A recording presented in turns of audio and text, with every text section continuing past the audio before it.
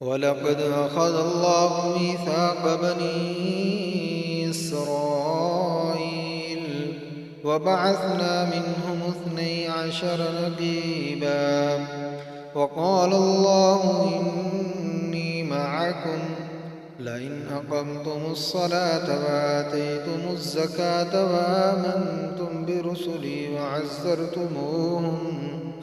وعزرتموهم وأقرضتم الله قرضا حسنا لأكفرن عنكم سيئاتكم ولأدخلنكم جنات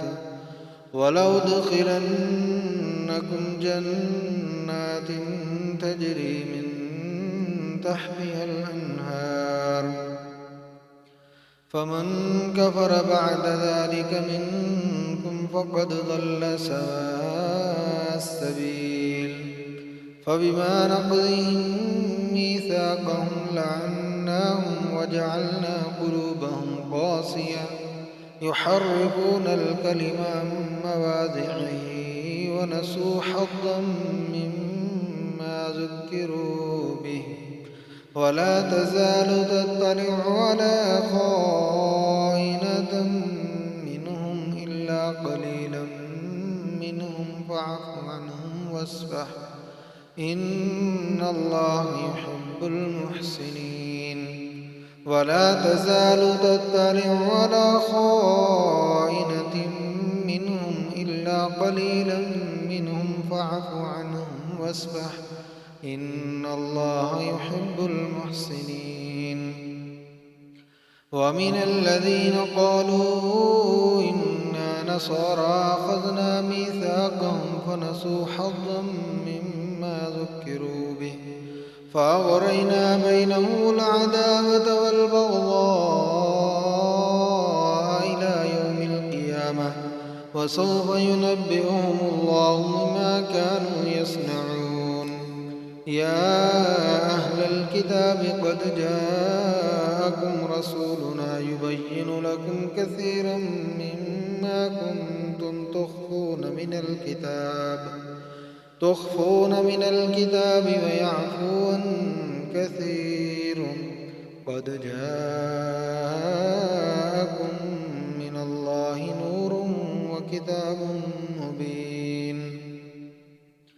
يهدي به الله من اتبع رضوانه سبل السلام ويخرجهم من الظلمات إلى النور بإذنه ويهديهم إلى صراط مستقيم لقد كفر الذين قالوا إن الله هو المسيح ابن مريم قل فمن يملك من الله شيئا إن أراد أن يهلك المسيح ابن مريم وأمه ومن في الأرض جميعا ولله ملك السماوات والأرض وما بينهما يخلق ما يشاء والله على كل شيء قدير وقالت اليهود والنصارى نحن أبناء الله وأحباؤه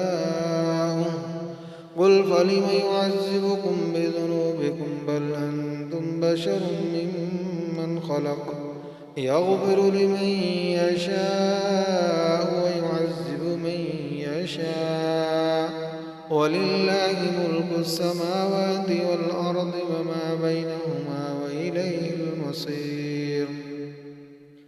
يا أهل الكتاب قد جاءكم رسولنا يبين لكم على فترة من الرسل أن تقولوا ما جاءنا من بشير ولا نذير فقد جاءكم بشير ونذير والله على كل شيء قدير وإذ قال موسى لقومه يا قوم اذكروا نعمة الله عليكم إذ جعل فيكم أنبياء وجعلكم ملوكا وآتاكم ما لم يؤت أحدا من العالمين يا قوم ادخلوا الأرض المقدسة التي كتب الله لكم ولا ترتدوا على أدباركم فتنقلبوا خاسرين قالوا يا موسى إن فيها قوما جبارين وإنا لن ندخلها حتى يخرجوا منها فإن يخرجوا منها فإنا داخلون قال رجلان من الذين يخافون أنعم الله عليهم ادخلوا عليهم الباب